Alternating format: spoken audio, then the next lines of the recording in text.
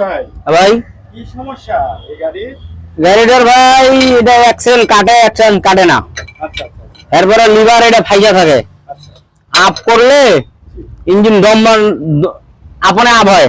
আচ্ছা আবার ওই আপ করতেছেন লিভার সাইডে দিচ্ছেন নিউট্রাল হয় না, ও ইঞ্জিনে লোড করে থাকে। আচ্ছা আচ্ছা তো আপনি এখন কি ঠিক করতেছেন? এখন কন্ট্রোলার দেখতেছি আমি। কন্ট্রোলার দেখতেছেন না? হ্যাঁ, কন্ট্রোলার চেক করতেছেন।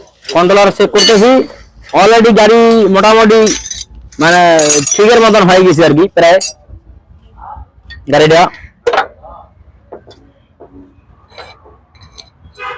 ওভারগুলো বেশি হয় তো এই জন্য একটুখানি কমাইতেছি। এই গাড়িটাতে হাইড্রোলিক কত লিটার লাগে ভাই?